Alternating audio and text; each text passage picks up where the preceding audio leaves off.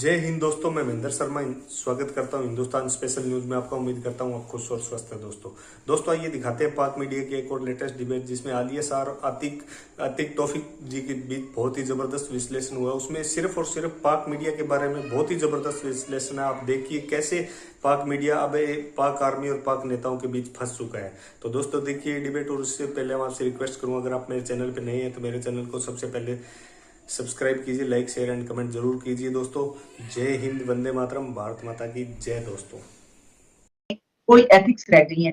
और सबसे बड़ा मसला जो इस वक्त चल रहा है पाकिस्तान में वो है सिविल मिलिट्री ताल्लुकात। कैसे इसको लेकर आगे बढ़ा जाए, और जब एक जर्नलिस्ट बोलता है तो वो किस चीज को छुपाए और किस चीज को कहे, उसको समझ नहीं आती। कुछ नहीं कहते तब भी इल्जाम आता है कि बहुत कुछ कह दिया। इस टॉपिक पर गुफ्तगू करने के लिए आज हमारे साथ मौजूद है बहुत ही जबरदस्त शायर हैं, ऑथर हैं, शायरी की कई किताबें, और इसके अलावा जबरदस्त व्लॉग्स करते हैं बैठक के नाम से, जिसमें ऐसे टॉपिक्स पर ये गुफ्तगू करते हैं जो आमतौर पर आपको नहीं होते हुए मिलेगी इनका है उसके ऊपर। और फिर ये कि बहुत एक्टिव है, यानी एक्टिविस्ट भी है। Thank you so much. मेरे साथ मौजूद है आतिफ तौकीर साहब। आतिफ तौकीर साहब, आप जाहिर है कि जर्मनी में बैठकर एक इस तरह के जो सोसाइटी है या ये सब कुछ होता हुआ दूर से देख रहे हैं। वहां की तो बहुत ज्यादा जो नॉर्म्स हैं, जो सब कुछ है, बहुत मुख्तलिफ है, लेकिन जाहिर है कि पाकिस्तान को आप बहुत अच्छे तरीके से जानते हैं। मुझे ये बताइएगा कि इस वक्त जो मैंने ये बात की कि सिविल मिलिट्री ताल्लुकात की, आप किस नहज पर इनको देख रहे हैं कि अगर बात की जाए तो समझ में नहीं आती कैसे की जाए। और जो ये DGISI की ये जो नोटिफिकेशन, इमरान खान साहब, ईरानी चीफ, ये सब जो मामला इस वक्त चल रहे हैं, इसको आप कैसे, किस नजर से देखते हैं? लेकिन बड़ा ये पेचीदा मामला है, ये इतना आसान है नहीं। एक तरफ तो आपने जो पहली बात की वो ये कि सहाफी क्या रिपोर्ट करें, क्या रिपोर्ट नहीं करें। देखिए, किसी भी जमहूरी माशरे की असास ट्रांसपेरेंसी में होती है, शफाफियत में होती है। और उसकी वजह ये होती है कि जब एक ऐसा माशरा आप तश्कील देते हैं या दावा करते हैं तश्कील देने का कि यहाँ अवाम मुख्तार कुल हैं या अवाम के पास ये ताकत है कि वो अपने मुस्तकबिल का फैसला खुद करेंगे, तो ऐसे में बेखबर अवाम अपने मुस्तकबिल का फैसला बेखबरी में कब करेंगे तो तबाहकुन होगा। इसलिए जमहूरी माशरों में अवाम को बाखबर रखा जाता है। सिर्फ वही चीजें अवाम की निगाहों से ओझल होती हैं जो बज़ाहिर काम की नहीं होती, या जो बज़ाहिर अगर अवाम को मालूम ना हो तो उससे उनके फैसले पर, उनके मुस्तकबिल के फैसले पर कोई असर नहीं हो सकता। ताहम जहां पर कोई मामला ऐसा हो जो अवामी मफाद का हो, या जिसमें मुल्की सलामती दर आए, या कोई ऐसा मामला जिससे अवाम का मुस्तकबिल उस पर असरअंदाज हो सकता हो, वो मामला वो अवाम के सामने लाया जाता है ताकि उस पर पब्लिक डिस्कशन हो। अब पाकिस्तान में मामला ये है कि एक तो हर सहाफी के बाखबर जराए मौजूद हैं, हुकूमत के अंदर भी और फौज के अंदर भी।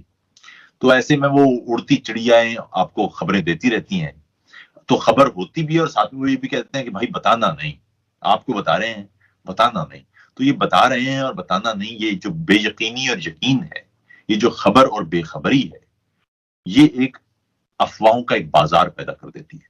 और वही बाजार होता है जिसमें एक तरफ सहाफी कुछ बताने की कोशिश भी कर रहा होता है और साथ ही साथ उसके कान में वो आवाज भी आ रही होती है कि भाई किसी को बताना नहीं। तो इसलिए उसको अलामतों का सहारा लेना पड़ता है। कोई फिल्मों के टुकड़े लगा देता है, कोई किसी किसी किसी पुरानी कहानी का कोई टुकड़ा बयान कर देता है, कोई कहता है जी कि इसका उससे कोई ताल्लुक नहीं।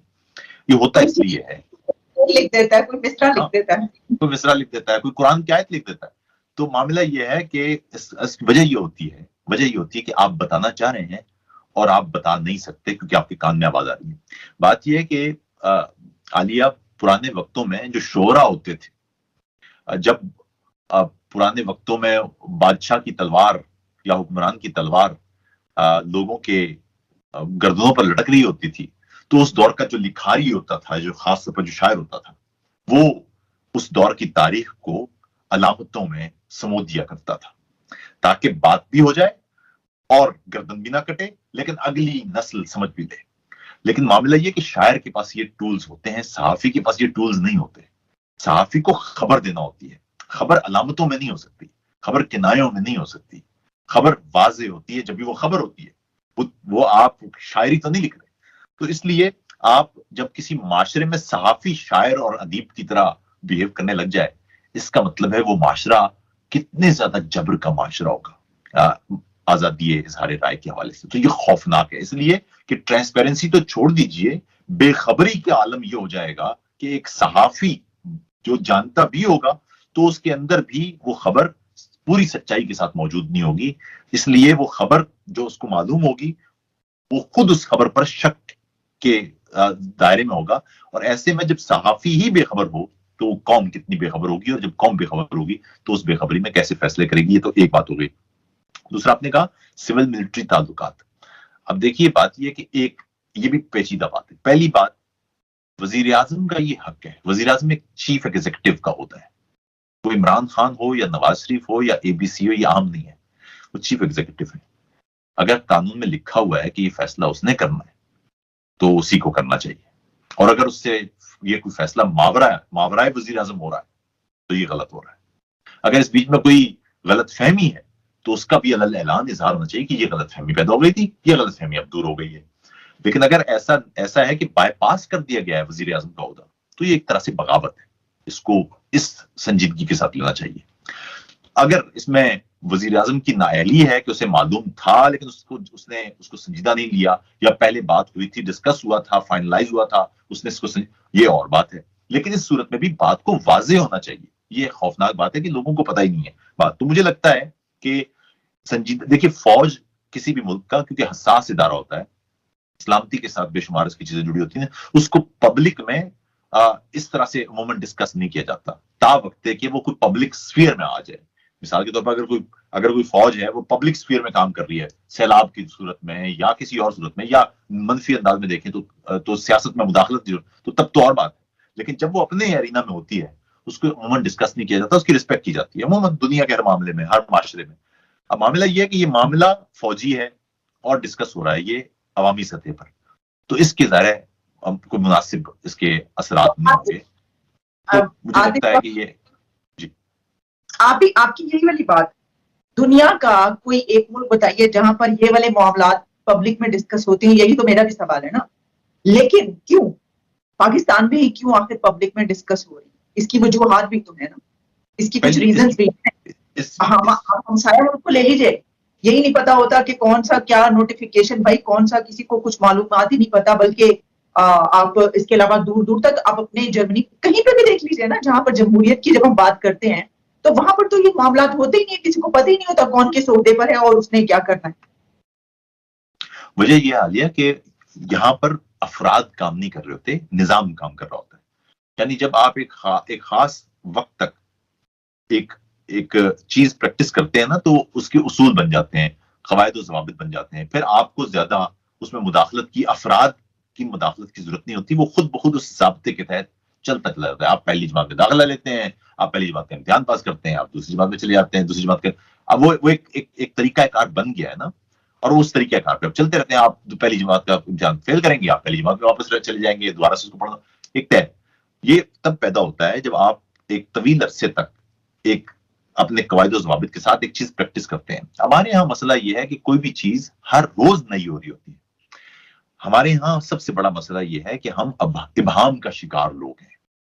हम दस्तूरी तौर पर जमहूरियां हैं, लेकिन उस मुल्क में एक गालिब अक्सरियत ऐसी भी आपको नजर आएगी जो कहती है जमहूरियत इस मुल्क के लिए होनी ही नहीं चाहिए। आप बुनियादी तौर पर एक पार्लिमानी निजाम के हामिल मुल्क हैं, लेकिन आपके यहाँ वजीर आजम खुद बैठ के कह रहा होता है जी कि सदारती निजाम बेहतर होगा। तो जिस मुल्क में इतनी कंफ्यूजन हो उस मुल्क में इसका मतलब है कि निजाम काम नहीं कर रहा है, अफराद काम कर रहे हैं। एक फर्द आएगा, फैज हमीद, वो इस सौदे पर काम करेगा तो सब अच्छा होगा, फैज हमीद इस सौदे से जाएगा तो बहुत खतरनाक हो। अरे भाई, फैज हमीद या बाजवा या इमरान खान नहीं, एक सेटल एक आपका रास्ता होना चाहिए, उस पर कोई भी बैठे। 19-20 तो हो सकता है, लेकिन ये नहीं हो सकता कि आप यू टर्न ले लेंगे, पूरी की पूरी आपकी एक नई पॉलिसी शुरू हो जाएगी।